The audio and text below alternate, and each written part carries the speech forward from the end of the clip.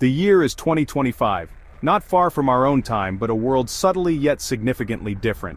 A world grappling with the consequences of choices made today.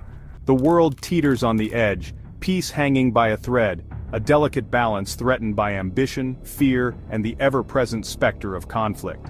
Decades of relative stability are crumbling, revealing the fault lines beneath the surface. NATO watches with growing concern as Russia flexes its muscles in Eastern Europe, a region steeped in history and strategic importance, now a stage for a dangerous game of brinkmanship.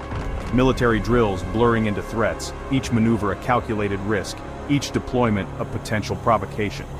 The line between defense and aggression becomes increasingly blurred. Across the Pacific, the US and China clash over trade, technology, and territory, a multifaceted rivalry that shapes the global landscape and impacts every nation.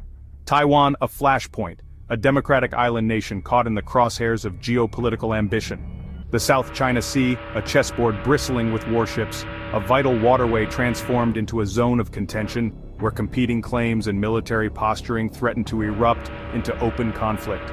Old alliances strain under the weight of new pressures, new rivalries ignite fueled by nationalism and the pursuit of power, reshaping the world order in unpredictable ways. And global institutions like the UN are paralyzed by division and political gridlock, unable to effectively address the mounting crises. The very foundations of international cooperation are weakening. Leaders harden public opinion with fiery speeches, rhetoric escalates, painting enemies in stark terms, further polarizing societies and making compromise seem impossible. Diplomats' smiles mask deep distrust, concealing the underlying tensions and the breakdown of communication. The art of diplomacy is tested like never before. The machinery of war is primed, production lines humming, arsenals growing, fueled by fear and the relentless pursuit of military superiority. Waiting for a signal everyone dreads, a miscalculation, a misunderstanding, a single act of aggression that could trigger a global conflagration. Ordinary people sense the tension in alarming headlines, the constant barrage of bad news eroding their sense of security and hope. Rising prices, a symptom of global instability, and anxious whispers at dinner tables, reflecting the growing unease and uncertainty about the future.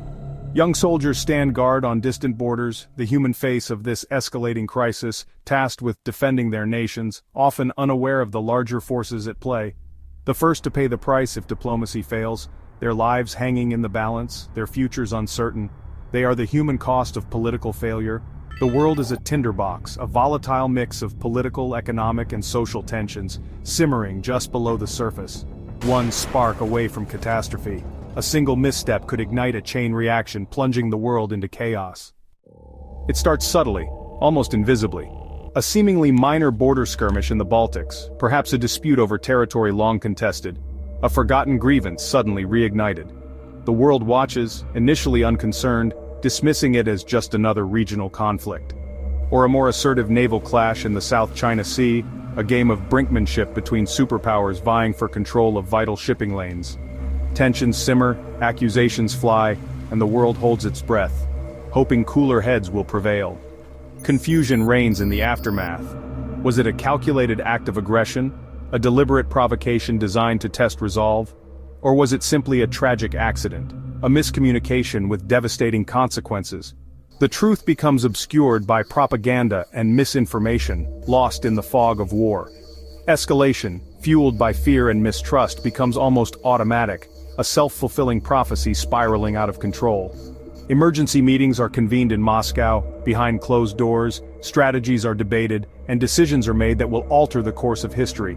Washington, the White House Situation Room buzzing with activity as advisors brief the president on the rapidly deteriorating situation. And Beijing, where similar discussions are underway, each nation grappling with the implications of the unfolding crisis. Diplomatic efforts falter, replaced by harsh ultimatums delivered with steely resolve. The language of peace is forgotten, replaced by the rhetoric of war.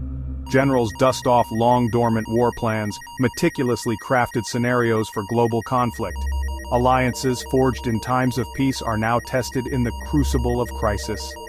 NATO invokes Article 5, the cornerstone of its collective defense pact. An attack on one member is considered an attack on all, a commitment that binds the alliance together in the face of existential threat. Russia and China rally their own bloc of allies, solidifying their partnership in opposition to the West. Neutral nations caught in the crossfire are forced to choose sides, abandoning their neutrality in the face of overwhelming pressure. The world map is no longer defined by political boundaries, but by the deployment of armies, the positioning of naval fleets, and the strategic calculations of military planners. News breaks like a tidal wave, inundating the world with reports of escalating tensions and impending conflict, mass mobilizations of troops, the sudden closure of borders, and widespread panic gripping the globe. The illusion of normalcy shatters into a million pieces, replaced by the cold, hard reality of impending war. Fear becomes the dominant emotion, shaping decisions and driving actions. The initial spark, however small, ignites the powder keg of global tensions, and the resulting explosion is global in scale, a conflagration that threatens to engulf the entire world. Shockwaves of destruction and chaos ripple across continents, disrupting lives and shattering economies. The unthinkable has happened. The Third World War has begun and the world will never be the same. Before missiles fly, a silent war erupts in cyberspace. State hackers unleash malware, targeting power grids, communications, and financial systems. Cities plunge into darkness. Contact is lost between governments and citizens. Stock markets crash, banks freeze, and global supply chains collapse. Ports, airports, and railways grind to a halt. Civilian life unravels. Military systems are blinded, satellites jammed, drones crash, and false orders sow chaos. The digital fog of war erases trust and clarity. Social media floods with deepfakes and disinformation, isolating people in fear and confusion. News is weaponized. Truth becomes elusive. The world is paralyzed by uncertainty. For civilians, the war arrives as silence, darkness, and bewilderment. The first casualties are not soldiers, but the systems that hold society together. The real war has already begun. In the escalating tensions of global conflict, where cyber warfare has crippled infrastructure and conventional forces are locked in a stalemate, a terrifying possibility looms. When cyber and conventional warfare fail, when all other options seem exhausted, the unthinkable happens. The ultimate deterrent, the weapon of last resort, is unleashed. A tactical nuclear weapon is used, a calculated risk, a desperate gamble. Justified as a limited strike, a precise application of force meant to de-escalate, to shock the enemy into submission. But it shatters the nuclear taboo, the long-held agreement that these weapons must never be used. The Pandora's box is now open. Retaliation is swift, an immediate and overwhelming response to the perceived aggression. The threshold is crossed, the point of no return reached, the delicate balance of power collapses. Mutually assured destruction becomes reality, the grim promise of annihilation fulfilled. The world descends into nuclear winter, not theory, but a horrifying, undeniable truth. The unthinkable has become the inevitable. Leaders under immense pressure, facing the gravest crisis in human history, have minutes to decide the fate of millions, to weigh the consequences of their actions, to determine whether humanity has a future. Missile alerts flash, sirens wail, a deafening chorus of impending doom. Submarines receive launch orders, their crews steeling themselves for the ultimate mission. Intercontinental ballistic missiles streak across the sky, carrying their deadly cargo towards distant targets. Cities are targeted, not just military bases. The infrastructure of civilization, the centers of population, are now in the crosshairs. The world watches in horror, transfixed by the unfolding catastrophe, as the sky erupts in blinding flashes, 1,000 suns blooming across the horizon. For those at ground zero, there is only oblivion. Instantaneous vaporization, an end beyond comprehension. For others, heat, shock waves, a searing inferno followed by a crushing wave of destruction. And the iconic mushroom cloud, a symbol of humanity's self-inflicted wound, rises ominously above the ravaged landscape. The nuclear dawn is a man-made star, a false sunrise that heralds not a new day, but the end of days. Bringing eternal night, a perpetual twilight shrouded in ash and despair. Great cities become tombs in moments, monuments to a civilization that destroyed itself. The war is no longer about victory, about ideology, or about power. Only survival, a desperate struggle to endure in a world transformed into a wasteland. Civilization is erased in a flash, leaving behind only ruins and the haunting memory of what once was. The world fractures along alliance lines. NATO and the Eurasian bloc are locked in total war. Europe becomes a battlefield, the Atlantic a war zone. Russia, China, and their allies seize the chaos to settle old scores. Neutrality vanishes. Every nation is pressured to choose a side or face consequences.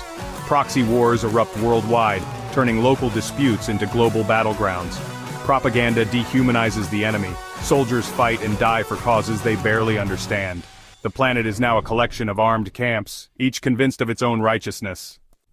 For civilians, the war is pure horror. Cities are bombed relentlessly. New York, Moscow, Beijing, London, Paris, and more. Survivors huddle in ruins, desperate for food and water. Law and order collapse. Survival becomes brutal and uncertain. Neighbors turn on each other. Every trip outside is a gamble with death. Radiation sickness and trauma haunt the living. Schools, hospitals, and markets become targets. No one is safe. The line between soldier and civilian vanishes. Suffering is universal. The world's achievements reduced to rubble. The imperative is simple: survive. Civilization's light flickers in the darkness. The explosions are only the beginning. Soot and smoke from firestorms shroud the planet. Nuclear winter descends. The sun fades. Temperatures plummet worldwide. Crops fail, livestock die, and famine spreads. Radioactive fallout poisons land and water. Every meal is a risk. Cancer and birth defects soar. The genetic legacy of humanity is scarred. Ecosystems collapse. Forests die. Oceans turn toxic. Species vanish. The web of life unravels in months. The world is hostile, unrecognizable, and nearly uninhabitable. The consequences of war extend far beyond the battlefield. The planet itself is wounded, perhaps fatally. The light of life dims under a perpetual shadow. The devastation triggers the largest migration in history. Borders dissolve. Survival is the only passport. Hundreds of millions flee radioactive ruins, seeking refuge in the less affected southern hemisphere. Safe zones in South America, Africa, and Oceania are overwhelmed. Scarce resources spark conflict between refugees and locals. Disease, violence, and the harsh climate cull the desperate masses. Old identities vanish. New tribal bonds form around survival. The world becomes a patchwork of fortified enclaves and lawless territories. The dream of global unity is dead. Humanity is scattered, always on the move, searching for hope. As nuclear winter deepens, silence falls over a ruined world. Civilization's monuments stand as tombstones to human ambition and folly. Survivors huddle in isolated pockets, struggling to grow food, purify water, and remember lost knowledge. The legacy of war is everywhere, in the poisoned earth, the dark sky, and the DNA of every living thing. The challenge is not just to survive, but to rediscover what it means to be human. Can cooperation and compassion return, or will violence rule forever? The haunting question remains. Could civilization survive, or only a diminished remnant of humanity? The answer is still in our hands, if we choose wisely before the next spark.